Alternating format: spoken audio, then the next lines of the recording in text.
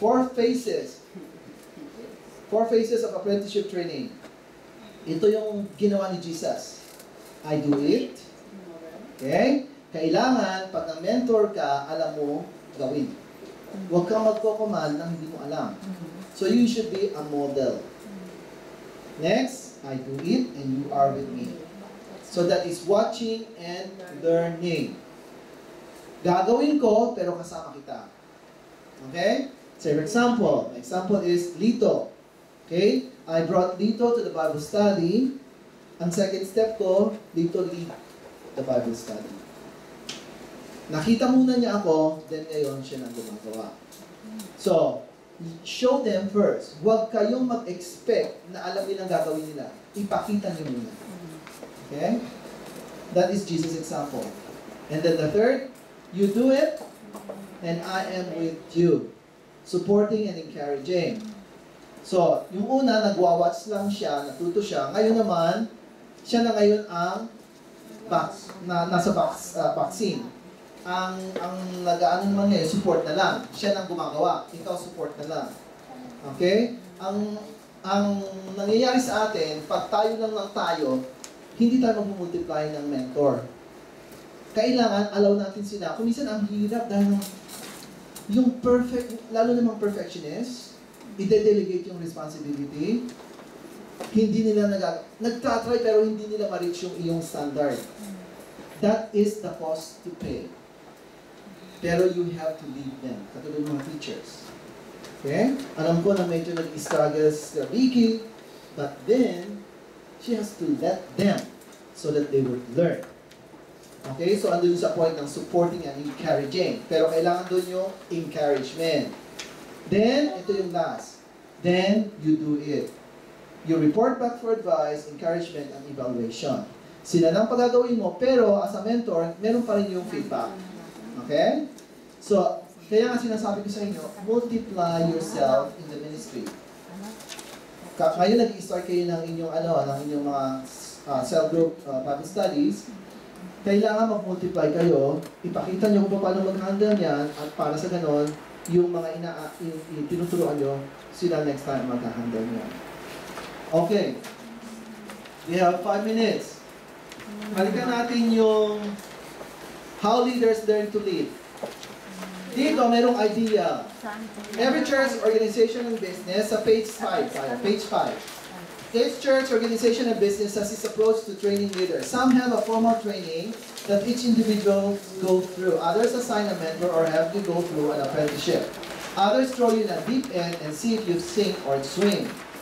What's been your experience? Here are 4 elements that can be part of leaders learning to lead.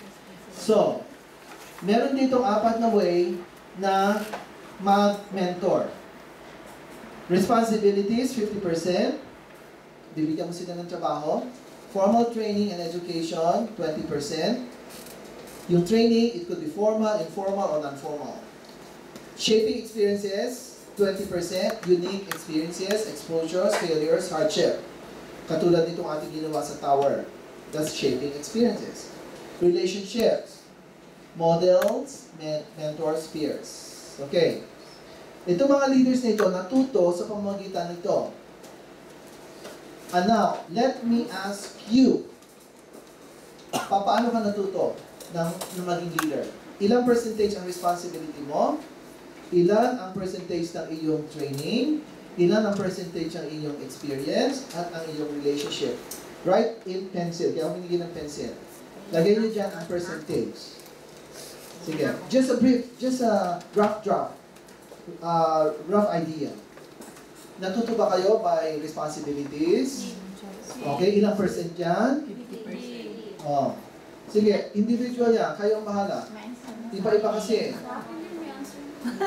May answer yan. That's a sample para malaman nyo. Pero yan na kami. Yan na kami. Yan na kayo lahat? Do you agree with that? Okay, yung iba. Oh, sige. Tingnan natin yung iba. Yung hindi, one sample lang kasi wala tayong time. One sample. Sige nga. Yung hindi katulad nito. Kasi this one is my experience. Yun nakasulat dyan. I learned from responsibility 20% from trainings, 23 from experiences, and 10 from relationships. Hindi ako masyado sa relation. 10 lang. Okay, let's start with her. I learned from responsibilities, 40% formal training or education, and shaping experiences, 40. Yun. Relationships, 10. Okay, so sa kanya, 40 niya ay yung kanyang experiences. Any change? Okay, si Ella. Nauna sa akin basta relationship. Kailangan kung ano muna yung relationship. Okay. Yung Ilang percent? Ilang percent? Nasa 50. Wow, 50 ang relationship. Responsibilities, I think nasa 5. 5? For a friend. Okay. Formal training, okay, nasa 20. 20? Shaping, okay, Lord, 15. 15. Okay. So, kailangan mas establish yung relationship sa'yo. Responsibilities po 40%, formal training education 15%, shaping experiences 15%, and relationship 7%. Okay. Sa akin, ang top ko dito ay shaping experiences 50%, Okay. and then I have 20% relationship, and 10 lang ang binigay ko sa responsibilities ng formal training or education. Okay. So, dito sa sa may block, have you learned to lead? Put on the 4 elements of love on how you have developed in your own leadership. So, ilagay niyo dyan yung mga sinabi niyo. Palitan niyo yung nakalagay dyan. Okay. Zero responsibility. Yung number 3, how have different generations required a different emphasis? Yung mga emphasis ng mentoring leaders. How do different organizations require a different emphasis? Ito yung generation, yung 3, yung 4th organization. So ito yung ideal, ano dapat para sa iyo? Dealing with generation and dealing with organization. Okay? So, siguro, marireflect nila talaga yung personal concept nyo ng training. Kasi doon kayo natuto. Okay. Page 14. Page 14. Pakigawa nyo lang ito. Pakisagutan nyo sa separate blank o sa notebook nyo or because you have to pass this. Ipapass nyo ito yung page 14. Assignment ito. Yung for mentor, identify my contribution areas. For mentoring, identify my need.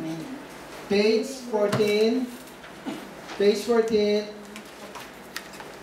Steps to initiating mentoring relationships.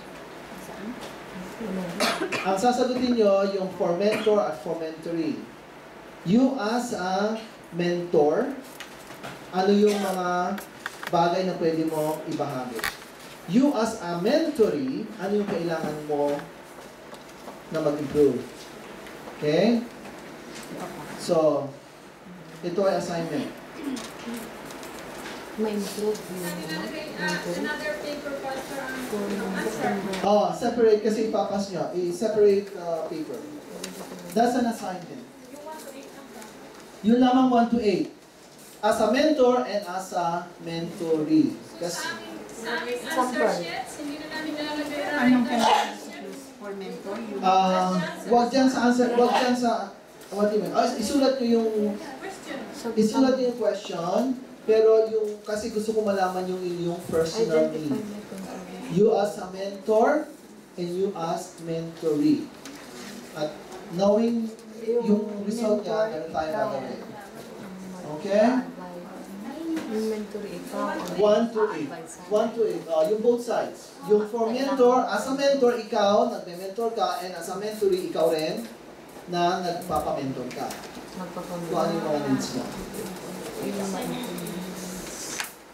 Okay. So,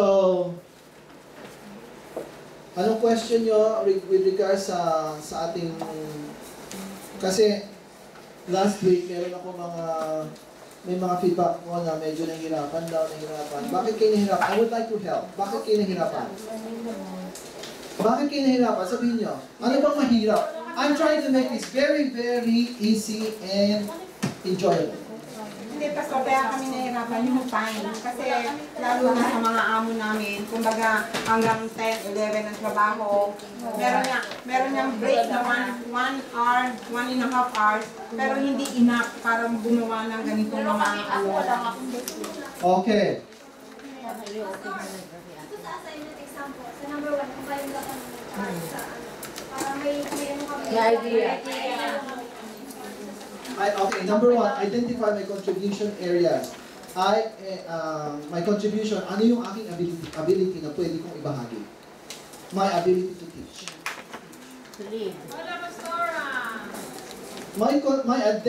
Identify my contribution areas. Ano yung area na pwede kong itulong? Kasi you as a mentor, tuturuan mo sila. So dito sa area na ito, marunong ako. So tuturuan ko yung tao doon sa alam ko. Okay? So anong alam mo na pwede mong ituro sa iba? So, number 2. Maliwanagan ng lahat. Sa Tagalog. Hindi na maliwanag sa lahat. Alin? Number 2. Okay. For mentor, work at developing these areas. Sa lahat ng yung dapat na ma-develop. As a mentor, like I have these areas na dapat ma-develop sa akin. I'm so impatient. I have to develop my patience because if not, I cannot continue mentoring. Okay? Okay. Self-explanatory, relationship, ayan, dyan medyo mahirap, your interest, invite them to consider a mentoring relationship with you, clarify expectations, get started by setting a time. Okay? Pastor, excuse me. Number 7. For mentoring. For mentoring, ikaw naman, yung isa, yung role mo as a mentor. Ngayon, ikaw naman, isipin mo naman, meron kang mentor sa loob. Nagpapamentor ka. So, ano ang need mo? Anong kailangan na mong mag-improve? I need to improve my punctuality. Oh. Okay, Pastor, number 7. Please explain. Yung clarify expectations. Saan areas ng expectations ito?